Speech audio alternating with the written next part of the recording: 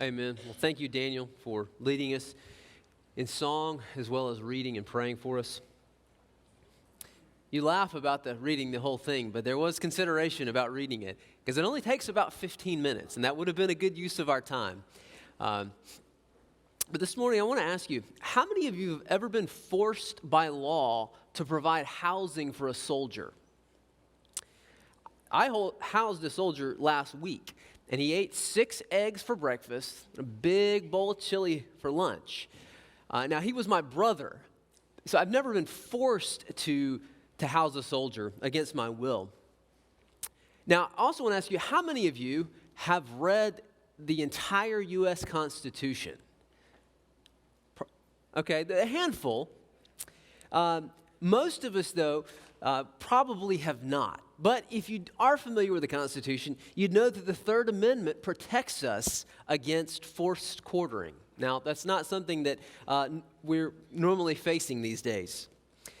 You know, the Constitution is an important document for Americans, and it's worth reading. But many Americans could go their whole lives, they go to the grave without ever having read it, let alone have to use it or even think about it. They may enjoy its benefits, but it doesn't play any active role in their life. They don't even know what it actually says, like that they're protected from quartering, for instance. Well, how about the Bible? Sometimes we approach the Bible a little bit like the Constitution. We just stay on the surface with some well-known things, well-known passages like John 3:16 or judge not that you be not judged. But if we just stay on the surface like that, we miss out on the riches that it offers, the help that it is for our life. And what it offers us is far better, far deeper than what the Constitution offers us. But unlike the Constitution, we can't truly benefit from what it offers unless we know it and we put it to use. So this morning, we're going to gaze at the riches that God offers us in His Word, the treasures that are there from Psalm 119. So Psalm 119 is a long prayer, and it's set as an alphabetical acrostic poem. So you can see in your Bible the different sections of the Hebrew alphabet, and it's basically saying God's word is wonderful from A to Z. Each section starts with the same, the A section. Each line starts with an A, but it's just a big, long prayer to God. But the way it's arranged, it's more of a mosaic, more of just a meditation than it is a logical outline, something, like Paul might write. So we're going to focus on 5 major themes that we see here. So first off, obey. These are responses. This is the psalmist's responses to God's word. So first, obey. We obey God's word. Now, one of the words that the psalmist uses over and over is to keep. When you take this psalm as a whole, this theme, actually, what I did, I took a spreadsheet and just read it, and as I found common threads, I made a column. And the one that stands out the most is obedience to God. Now, it's clear here the way that the word law is used, just a note, it means not just the rules, it means all of God's written revelation, all of Scripture, because he talks about promises and a number of different things. But this opening stanza here that Daniel read, verses 1 to 8, focuses on obedience and keeping God's law. That should tell us something about how important it is. Verse 4 summarizes it for us. It says, you have commanded that your precepts be diligently kept. And so the word keep, it implies effort, intentional focus. So you don't slide into keeping your house tidy, in good order, right? You don't just slide into keeping good health. It requires work and decision and attention. Well, verse 112, it shows us just how serious it is. It says, I am resolved to obey your statutes to the very end. And it's not just rule keeping. It's a direction of life, a way of life. God's word and God himself, they're the center of gravity around which we orbit. Verse 35 says, help me stay on the path of your commands. Now, Jesus helpfully summarized the whole Old Testament for us in two words, two commands. They're interconnected. He said, love God with all yourself. And the second is like it. It's love your neighbor as yourself. Well, he further refined that, and he said, love one another. He said, that's the identifying mark of my new covenant people, is that you love one another. He's talking about other Christians, but then it broadens out. And so the pathway that we walk on is spending ourselves first for the Lord's people and then for the other people that are made in his image. Well, he doesn't just focus on keeping. He also, this is a really important point for reading the whole psalm and for understanding the Christian life. He also talks about his failure to keep it. As important as he thinks it is, as a big a deal it is, as much as he loves it, he's honest that he does not always keep it. Now, sometimes Christians, we have the reputation, sometimes rightly, sometimes wrongly, for being self-righteous. Sometimes we are, and we need to repent. Sometimes, though, people who are in the darkness of their sin, they see the light shining, and they don't like it. They did that with Jesus. It hurts their eyes. See, John said people hated the light because their deeds were evil. Now, we can't fully control people's perceptions. We know that. But we can be humble and honest before them and before the Lord. So this, like I said, is key for understanding this psalm and the Christian life. So look at verses 5 and 6. He says, if only my ways were committed to keeping your statutes. He wants to, and he does, but it's not complete. He said, then I would not be ashamed. Well, he continues in verse 9. He says, how can a young man keep his way pure? Now, I'm going to translate this a little different than probably what you have on the page, but I think it's right. The whole thing should be a question. How can a young man keep his way pure? To keep it according to your word. Now, the translation that Daniel was reading out, which is what I'm using, the CSB, it has a footnote that's a little bit closer to that. But given the context of what he's just said, if only I was committed to this, well then, if you go to the very last verse in the Psalm, verse 176, he said, just after he's gone on and on about how much he loves the Lord and he wants to obey it, he says, I wander like a lost sheep, seek your servant. After all that, he says, I'm like a lost sheep. So I think we're justified to read verse 9 as a question, and it translates literally like that. The whole thing is a question. It's like he's saying, how can I keep my life perfect? I can't. And then verse 10, he said, don't let me wander from your commands, because he knows he's prone to wander. Something is wrong inside me, my flesh, my sinful fallen flesh. I need to be changed. So then that's why he asked the Lord in 36 and 37, turn my heart to your decrees and turn my eyes from looking at what is worthless. So we don't just simply stop doing what's bad and start doing what's good. We need our hearts to be changed to desire the best things, like obedience to God and love for his people. And his Spirit has to do that in us. That's what new birth is all about. That's what the inner working of the Holy Spirit and renewing us is all about. But that perfection won't be complete until the new heaven and the new earth, as we sang about rising with him. So this massive point, it highlights the problem that all of us have.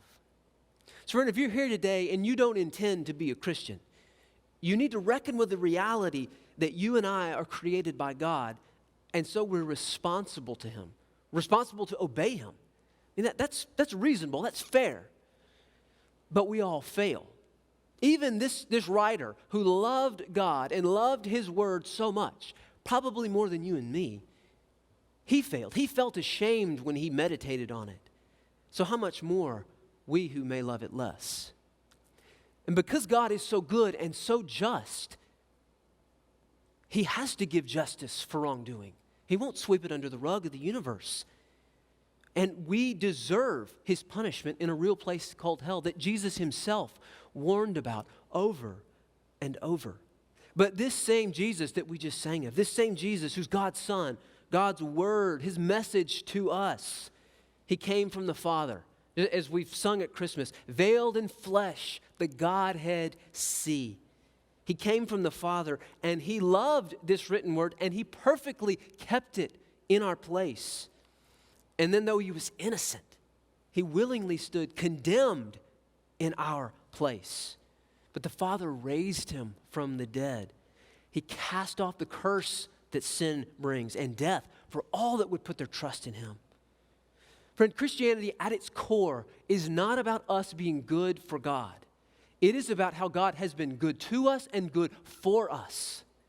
And then how he changes us and transforms us to want to go be good, to want to go be like him.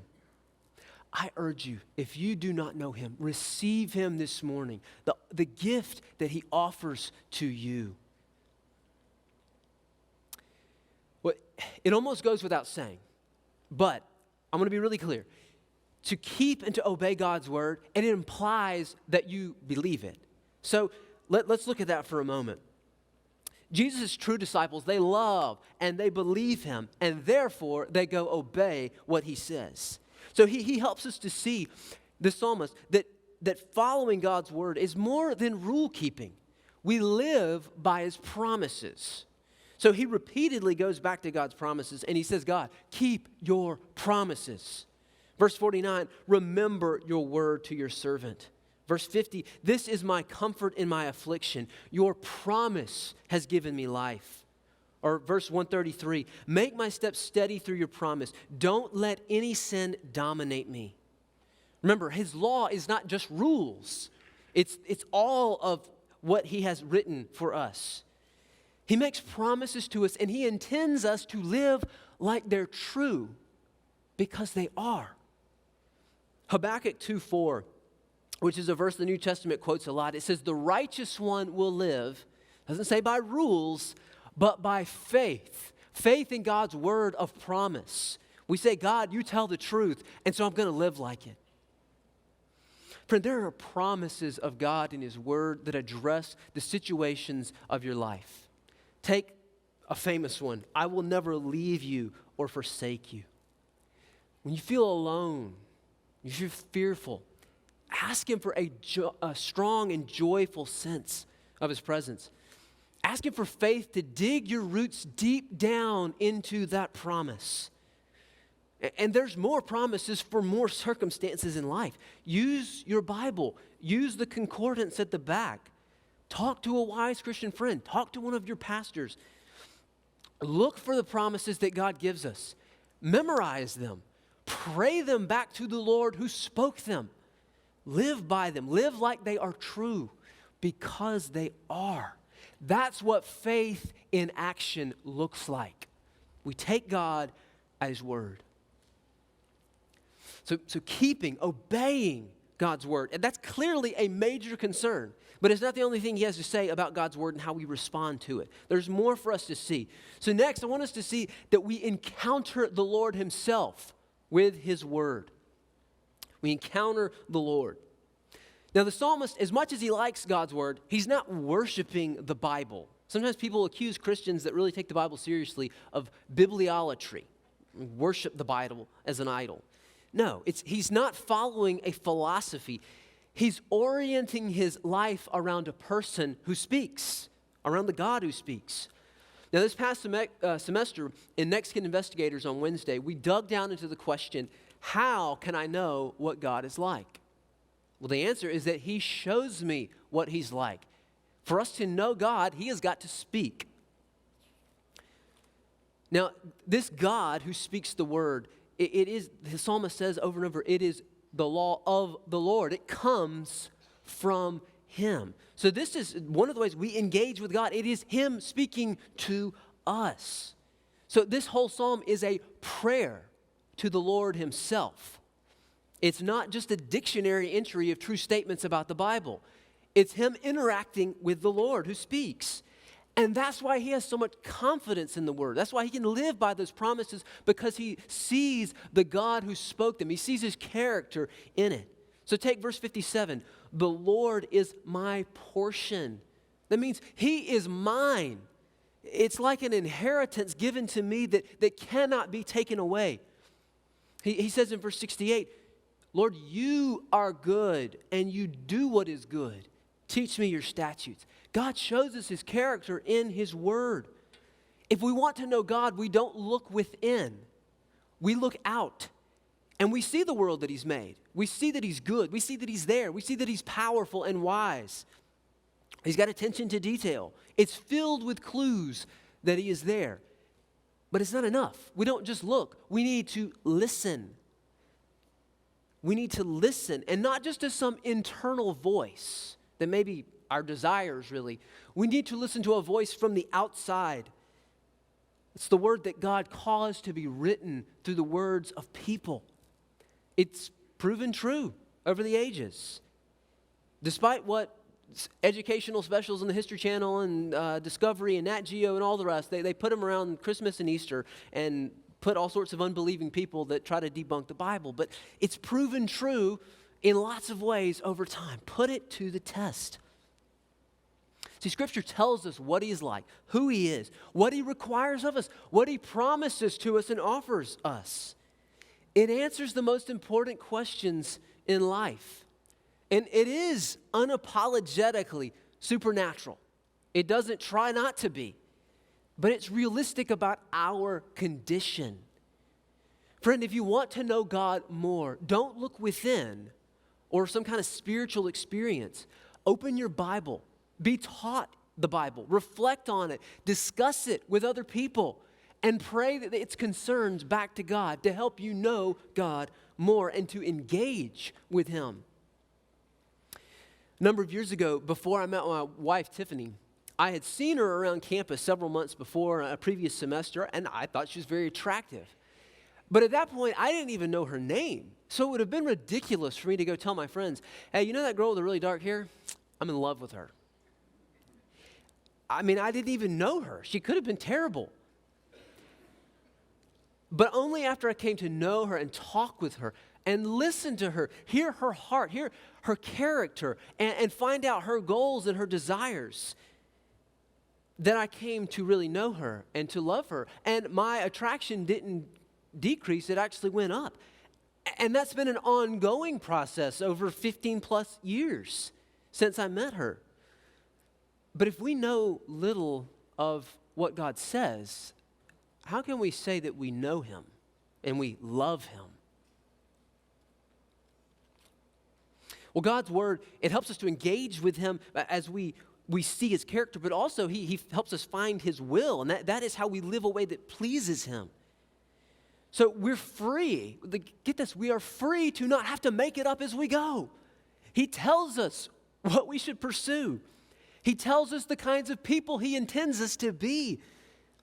He says, this is what's most important to me. I made you, so this is what should be most important to you. He says in verse 142 and 151, he says, your instruction, your command, it's true.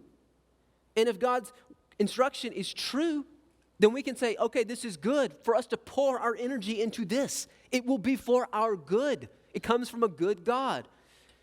See, usually when we speak of God's will, we sort of restrict it to option A or option B. But if you look at the Bible, that's not usually how the Bible talks about it, just making decisions.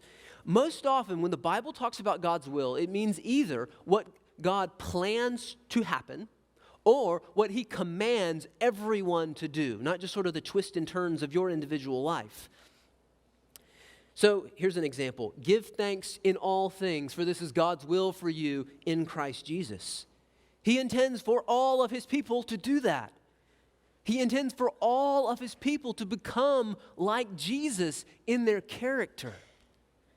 And so, God's will is that we live in the way of the paths of his word. This is verse 32 and 35. We walk in that. And so as we do that, that shapes us. It shapes our desires. It shapes our character over time to be more like God himself. So that doesn't throw out prayer for wisdom. It doesn't throw out asking for wise counsel. But it does give us a measure of freedom in Christ rather than having God's will being like unsolved mysteries or something. We're having to do all this weird stuff to try to figure it out. Often, church, we can discern God's will by doing this. We can know His will by looking at the big picture principles of what He tells us here, what He says is most important. So here's this question. Should we get our kids involved in this activity? Well, it may help them get into college. It's fun. Many of their friends are doing it, and we don't want them to feel left out. Okay, those are part of it. Okay, what about this question? What will this mean for mine and my children's spiritual health? Well, it will mean that we'll regularly not gather with God's people and serve with them under God's word, kind of as a habit. It means some extra financial obligations, so we probably won't be able to be as generous. That factors in. Well, how about this other question? Should I go to college here? Well, a degree from here is going to look best on my resume. They have the exact program I want. Well, again, we ask, what about my spiritual health?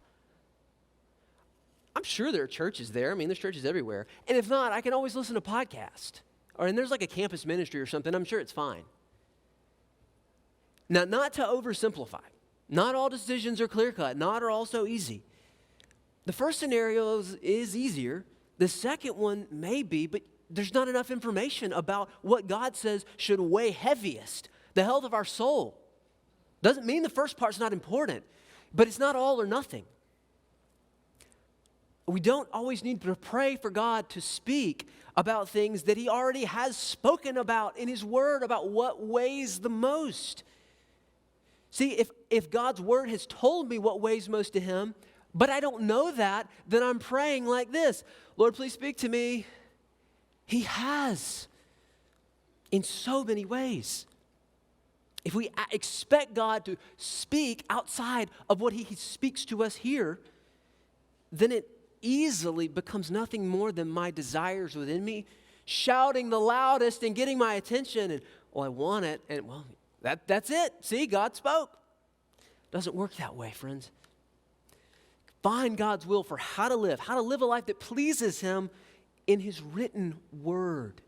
It's enough for us, for our life and godliness, Peter says. So we keep God's word, we obey it. We also engage with God directly with His word. But then we're going to move to see delight. We delight in God's word. You read through the psalm and you see over and over His emotional response of delight towards God's word. First, he sees and he savors the fact that the word is not just true, it is, but it's also good.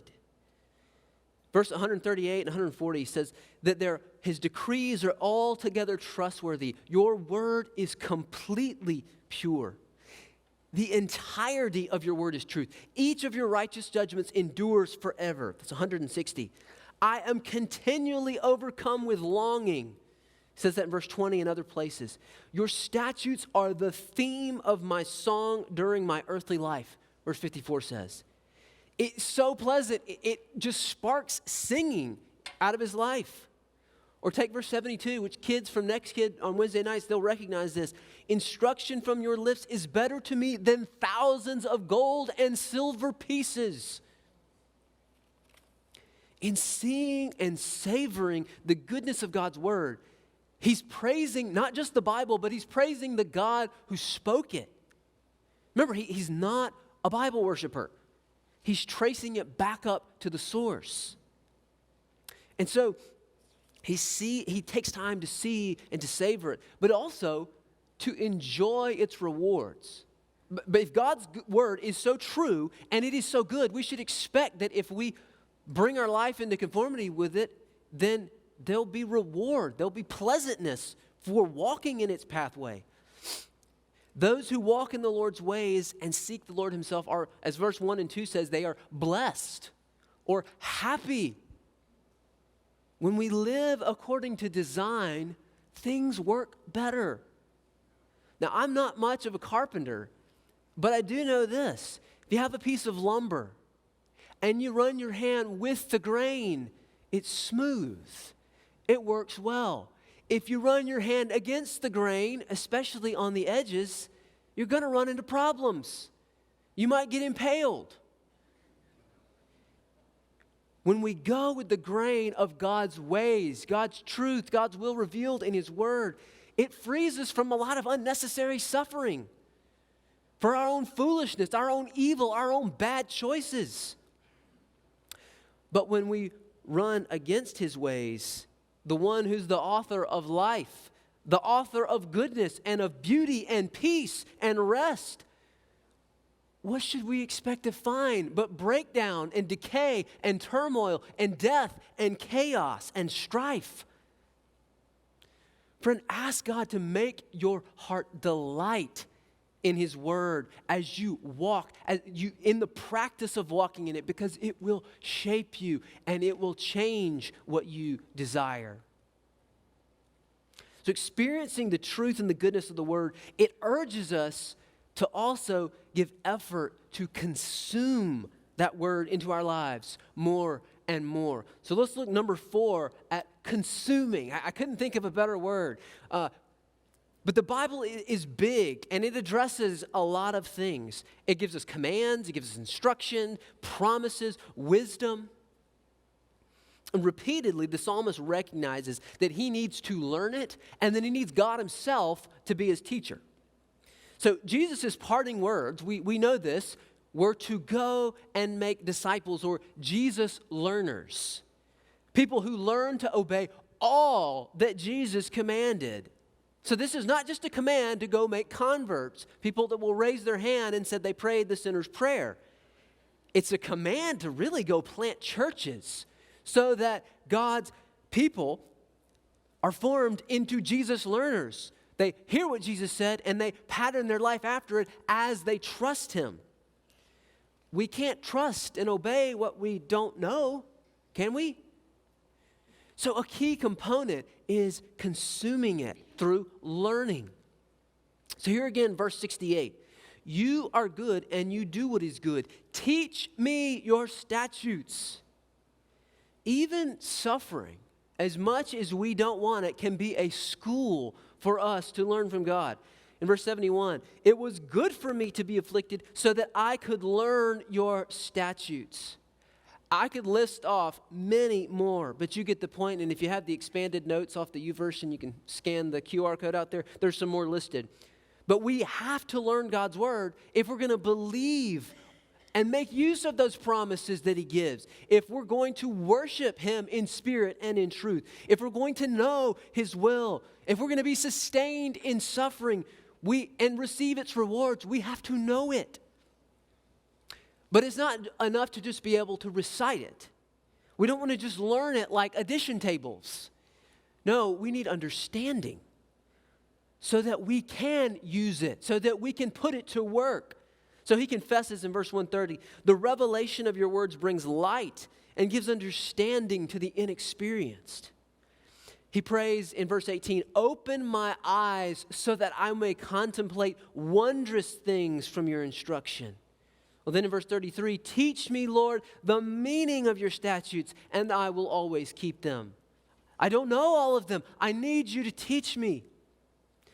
We've got to see with the psalmist that we need God's own help to understand God's revelation. Now, sure, we can understand. If you've got a working knowledge of language, you can look at the grammar and all that, and you can sort of figure out what he's saying. But we can't take the full force of it into our life without the Spirit giving us light. Paul says the same thing in 1 Corinthians 2, that God's revelation to us, it's foolish or it's distasteful to us in our fallenness. We need the Spirit to make our taste buds receptive. Jesus says more than once in John's Gospel that if we are not his sheep, people that have his Spirit in us, then we won't and can't receive it or keep God's word. We need the Spirit to open us to it. Now, it's rumored, I don't know if this is true, but I've heard it from a fairly reliable source, that there was a famous New Testament scholar back in the 20th century, this German guy, and it was rumored that he had the entire New Testament memorized in Greek. So if you have the New Testament memorized, your next project is do it in Greek. But whether he did or not, he did know a lot of Bible. And someone asked him one time, they said, do you believe that Jesus rose bodily from the grave? And he said, why do I care? He knew all that Bible, But the full force of it was just lost on him. His heart, at least based on this, did not understand the big picture. Church, ask God to give you understanding and the power to obey. Obey it, because it is good. Well, the psalmist highlights something else here about how we can consume his word. He says that we meditate on it. So he wants to learn, he wants to seek understanding, but he gives effort to do what the Book of Common Prayer calls inwardly digest it. You get that picture. He prays and then he works at it. So in verse 27, he asks, "Make me understand the way of your precepts, and I will meditate on your wondrous works." Verse 78, he resolves, "As for me, I will meditate on your precepts." Verse 97, "Oh, how I love your law. It is my meditation all the day." That's all like Psalm 1. This whole prayer sounds kind of like Psalm 1, meditating on it day and night. Now, this meditation, this is not namaste, this some kind of creating your own reality. This is chewing your food slowly and enjoying the flavor, not like your dog just wolfs down a scrap you throw at him. Don Whitney gives this helpful image of steeping a tea bag in hot water. So you put the tea down, and the first plunge is like the initial receiving of the word, consuming the word. But you don't just stick it in once and pull it out. You keep plunging it down, and those flavors infuse, and the tea merges with the water, and the water is changed. It's no longer just water. It's been changed by the tea. This is focused thought on what God says, how it works out in situations in our lives. This Puritan named Thomas Watson says, "The reason we come away so cold from the Word is because we do not warm ourselves at the fire of meditation." Or David Mathis says this, he pictures meditation as a bridge between hearing God's Word or reading God's Word and then speaking back to God in prayer. There's this gap. Often we take it in and then we pray about something that's completely unrelated to what he just said to us in the Word. You will find Bible reading and preaching and teaching and memorization so much more fruitful if you give yourself to personal and to group reflection and meditation on it. Another final way of picturing this is setting up your mental furniture. So the more that we give attention to what God says, the more that it works its way into us, the more we solidify our conscience and our imagination to operate the way that it should be according to design. Now, I still am at the stage of life where I have to get up in the middle of the night sometimes because someone's going, "Daddy." And so if I'm at home, I know where the corners are. I know where furniture might be or where the corner of the bed or the dresser is. And so I'm protected. But if I'm off somewhere else and I'm in an unfamiliar place, then I might crash and stub my toe or hit my head. If God's Word hasn't become such a part of us, so native to our mind and our conscience, then we're like we're on that road trip and we have to get up in the middle of the night. But if it's steeped in our hearts and our minds for a long time, then it gives us these reliable touch points. So we face some situation that we're unfamiliar with, but we know, even though it's dark, okay, I know this is where this is. I know this is how it should be. I know this is how this should be. Doesn't mean we may not trip over shoes or a toy that got left in the pathway, but we know where the big things are. We know how things should be because we know the blueprints.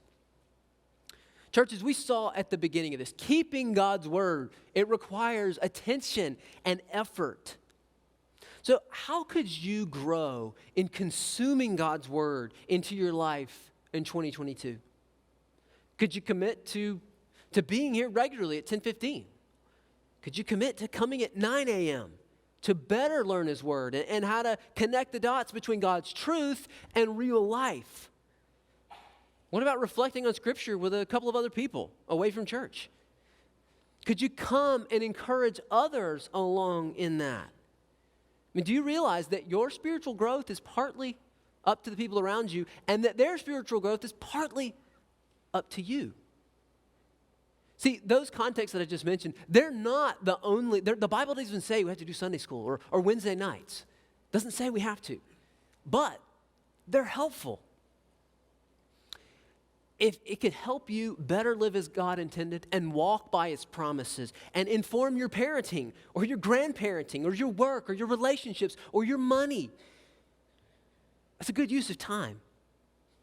But if your Sunday morning routine is routinely sleeping in because maybe you stayed up late watching something, maybe drinking some coffee, reading the paper or the news or social media, just scrolling through, that is also shaping you and discipling you in a different way.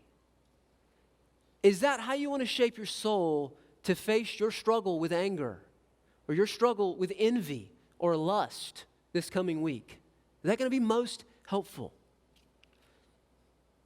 And consider also, if you got other people in your house that you're responsible for, how that time and those learning spaces could be shaping the children in your home. What Bible and what truth for life will they learn, or will they not learn? Our church wants to partner with parents and grandparents and families to pass on God's truth so that the next generations will hope in Christ. We try to send out stuff weekly. CSM does that. Curtis Kids does that. So that you have tools in your tool belt to discuss God's truth at home. And let's not wait until puberty to really get serious about prayerfully proclaiming God's word to His people. Like if, they're not learning or absorbing things until they're 13. I mean, would you wait until the fourth quarter, if you're in a basketball game, to really start playing? If so, the world's probably going to have run up the score by 30 or 40 points by then. Not to say that God can't hop in, like in Space Jam or something, and He just takes over the game. But we don't want to put ourselves in that position. How can our kids and our grandkids, how can they believe promises and commands that they haven't heard? How else will they be wise to apply God's word to cultural pressures? How will they fear a God that they rarely hear from?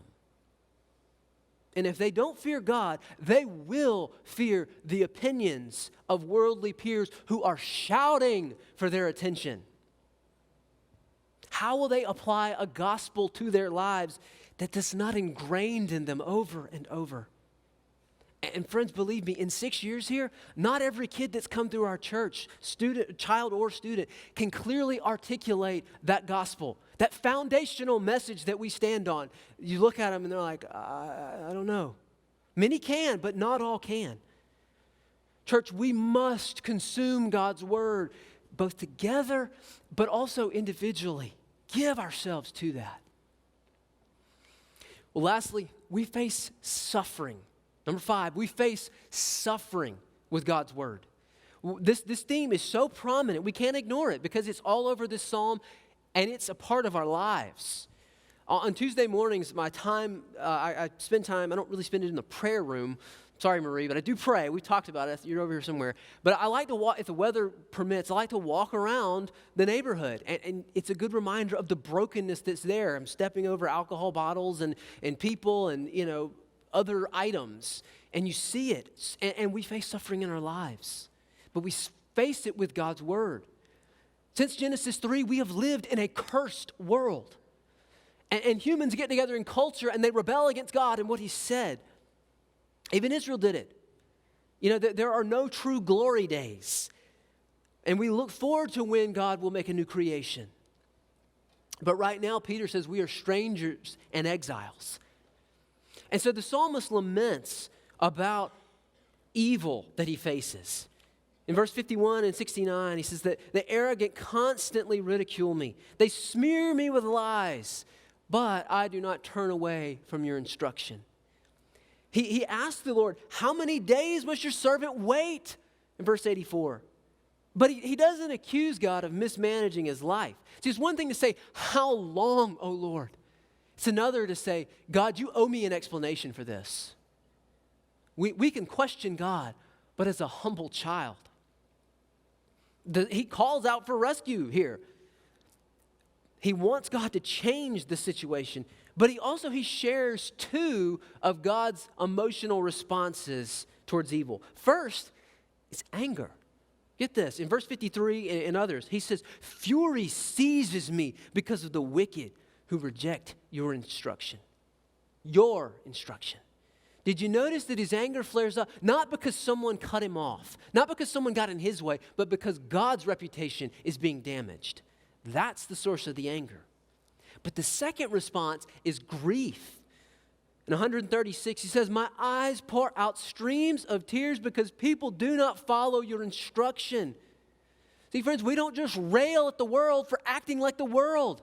It's sinners for being sinners because we were that. We were dead in our sins. But God. See, it's right to see sin and to feel anger that God isn't honored and that people aren't being loved and treated with justice. But we also grieve. If it's only anger, how quickly is that going to turn into pride and contempt and hatred? That is not what is to mark his people. Church, we've been called out of the world system to be distinct as the Lord's people. And some do. They look at cultural trends and they're concerned. And yeah, there's things that concern me. But God has sustained his church through a whole lot more. The Roman world that the church was born into was not exactly welcoming of absolute truth claims or of saying there was one God, or let alone a God that gets crucified, or of treating women and slaves with respect, or sexual morality, or caring for children and infants. Why would you do that? But God. See, if we have the Spirit of Christ with us and we have the Spirit-breathed Word, we can face a decaying culture. We don't have to resort to worldly tactics and worldly wisdom. We trust what God says. We live by the promises. We walk in it. And we leave the rest to God. So we can face evil, but we know we don't just, the form of suffering we face is not just from evil. We just face general suffering, and we don't waste it. It's not just moral evil. We face broken relationships and shattered hope and illness and death. And often we go through it. We endure it longer than we would pick.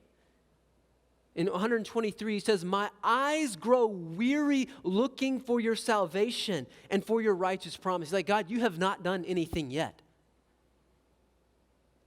But that's not the end of it. I could list off more than 30 mentions of suffering in this thing. That's a lot. See, walking with the Lord is not promised to be some sort of comfortable cakewalk.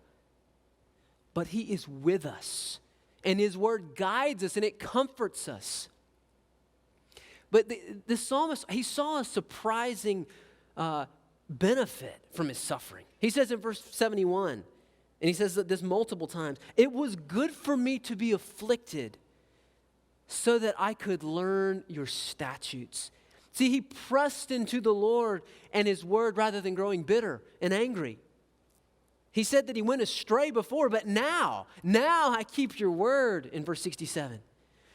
Friend, don't waste the suffering that you face. Let it turn your attention to God, not just to yourself and what's going on, but to be honest with God about it. But look to him. C.S. Lewis famously said that pleasure is God's whisper, his whisper to us. But pain is his megaphone, and it commands our attention. Friends, do you endure suffering? Do you try to deal with your suffering by ignoring it and just distracting yourself with it? With work or amusement, or numb the pain with substances? Or do you give yourself to continually focusing on the dark clouds and, oh, this is so awful, and this is all I can see right now, so this is all that's true?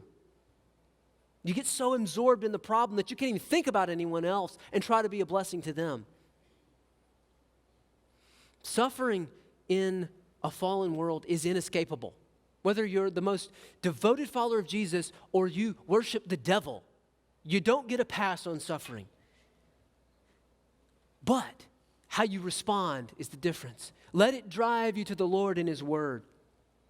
Paul said in Romans 15:4, he says, for whatever was written in the past was written for our instruction, so that we may have hope through endurance and through the encouragement from the Scriptures.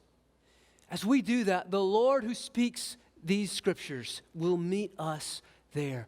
Friend, don't waste your suffering and what God will teach you and how He will show Himself to you in it. As we move into a time of response to the truth that we've encountered, consider how you respond to God's Word. Do you work to obey it and to seek to know the Lord more through it and delight in it and regularly get it into your life and use it as you face brokenness in your life and in this world? Or do you treat it like the Constitution? I encourage you to take time even now as we close with a song, or today, or talk about it with somebody at lunch. Make a realistic plan in faith for how you can engage God's Word more in 2022. Like, write it out. Plan for, okay, I'm going to read this much. I'm going to do this. Plan for when you fall off the rails, when life gets crazy. Like, expect that's going to happen. And go, okay, this is what I will do. And then ask for the Lord's grace to stick with it and to meet you in it. Don't just do it. Do it believing that He will meet you there. See, unlike the Constitution, God's Word is only beneficial if you know it and you use it. So let's know it and use it this coming year. Let's pray.